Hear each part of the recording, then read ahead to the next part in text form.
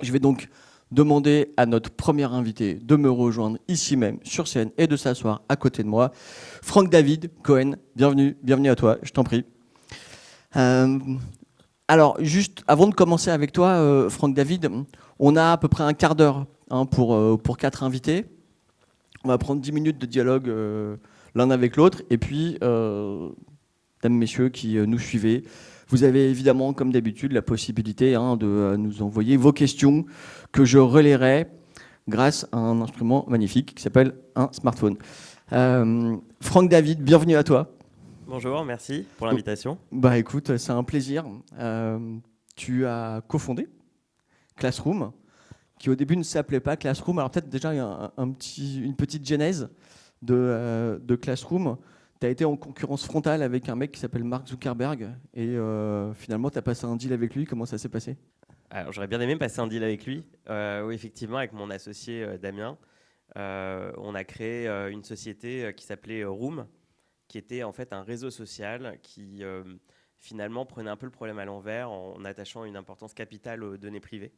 Donc il prenait à contre-pied évidemment Facebook et les autres réseaux sociaux. Et 3 mois après le lancement de Room, Facebook lance un nouveau réseau social qu'ils appellent Rooms. Donc le même nom, ils ont juste rajouté un S à la fin. Et forcément, on s'est retrouvé en difficulté avec une marque qu'on avait déposée, mais qui n'a pas arrêté Facebook, en tout cas pour lancer ce nouveau réseau social. Et assez rapidement, avec mon associé, on a compris qu'il fallait qu'on fasse, dans le jargon des startups, un pivot. Et c'est ce qu'on a fait avec Pour une fois qu'il y a un mot français dans le monde de la startup. C'est vrai. Il doit y avoir un équivalent anglais. Hein. Mais non, je crois qu'ils disent pivot en anglais en plus. Pivot. Voilà, exactement. Et alors le pivot, ça a été quoi?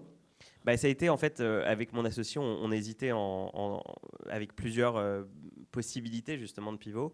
Et il se trouve que lui venait de divorcer. Il habite à New York depuis 17 ans et donc il était marié avec une Américaine. Et quand il a divorcé, sa fille avait 4 ans et il a perdu la garde. Enfin, il a pas eu la garde de sa fille. Il habite à New York, ils sont très pro-maman dans la région et pour les tout petits enfants, ils réfléchissent pas, c'est toujours la maman qui a la garde de l'enfant. Et du coup, il voyait sa fille un week-end, une semaine sur deux, ce qui rendait quand même les choses compliquées, puis surtout qu'il le coupait de tout lien avec l'école. Et donc il me disait, il faut absolument qu'on adapte notre application pour l'école, parce qu'il y a un vrai sujet, en particulier pour les parents divorcés, pour être en relation avec l'école. Moi, le seul truc que je reçois de l'école, c'est un espèce de mail où ils mettent tout le monde en copie une fois par semaine. C'est très impersonnel en fait. C'est impersonnel, il n'y a pas de traçabilité. Puis ils mettent quelques photos dans le mail et puis tu as toujours des parents qui font reply all. Donc tu as 50 mails après qui arrivent derrière. Oh, it's too cute, machin, etc.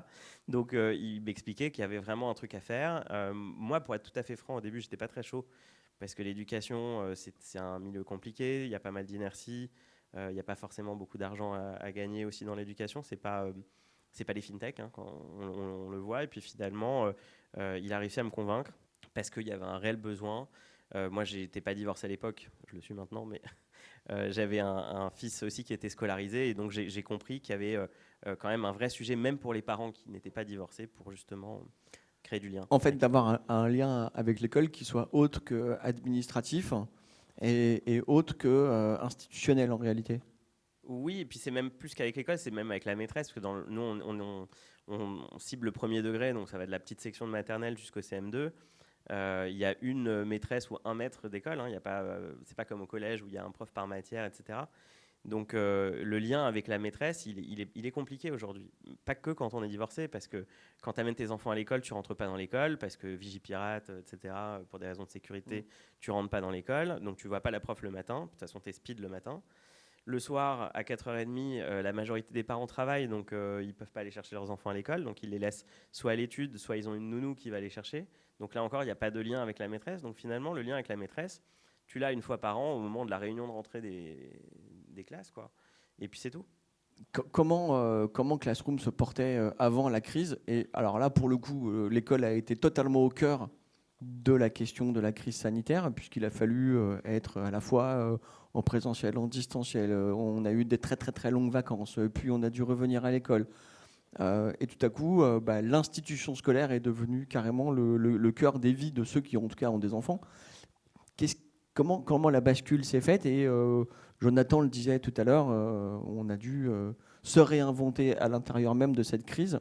Comment Classroom s'est réinventé et qu'est-ce qui s'est passé? Alors, je te pose la question parce que je sais que ça s'est plutôt bien passé, donc Alors, ça s'est bien passé, ça n'a pas été de tout repos pour nous.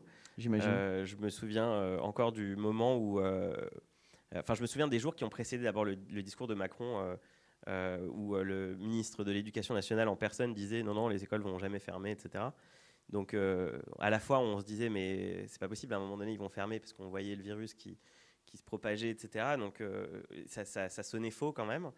Et puis, à un moment, bam, ça tombe, jeudi soir, discours de Macron, à partir de lundi, toutes les écoles de France sont fermées.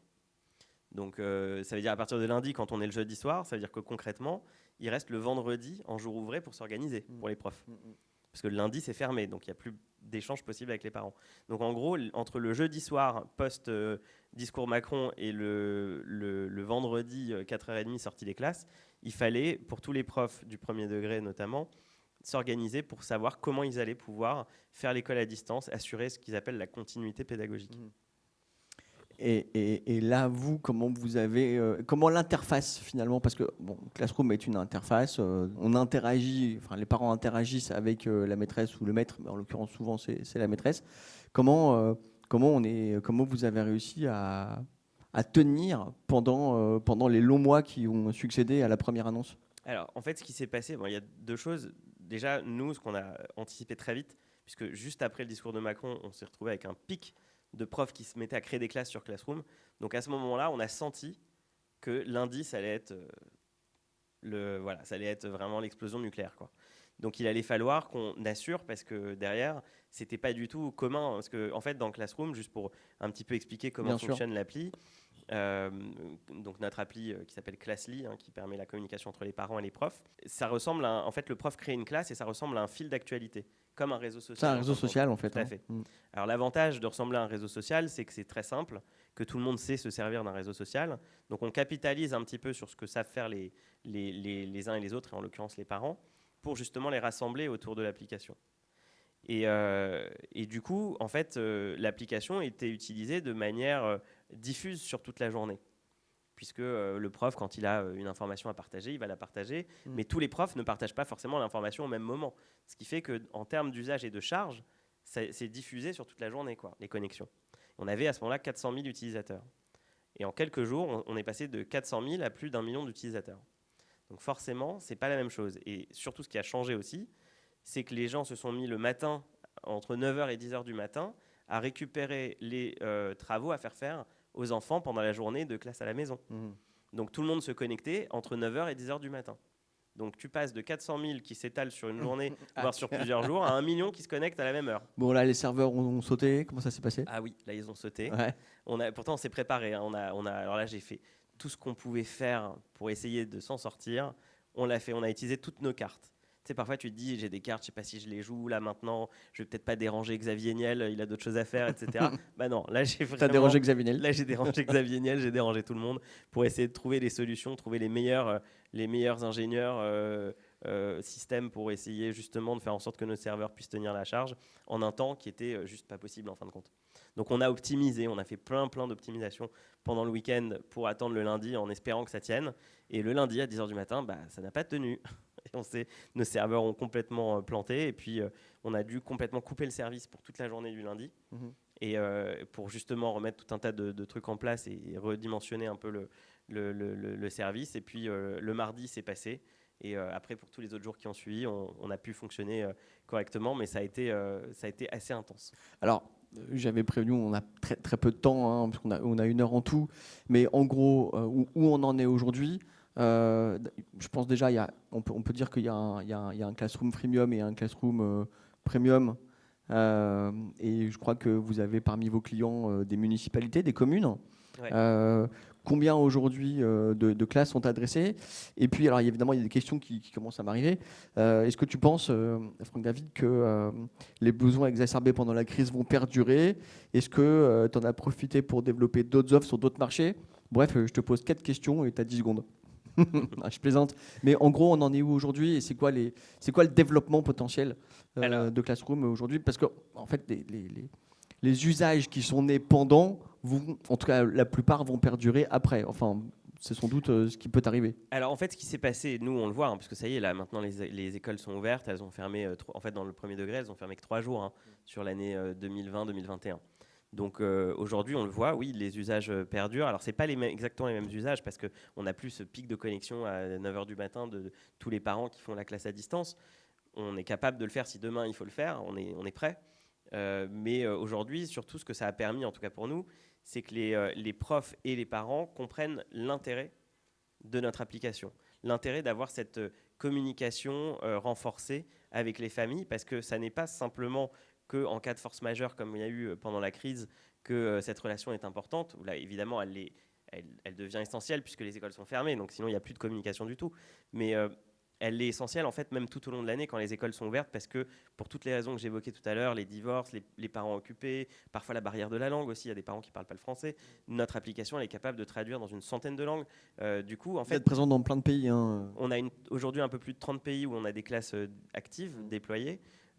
Donc on a une croissance naturelle qui se fait à l'étranger sans qu'on la cherche réellement pour l'instant, parce qu'on n'a pas encore ce stade de maturité. Aujourd'hui, on est quand même surtout en France, mais on commence à avoir, on a pratiquement 20% maintenant de nos classes qui sont à l'étranger.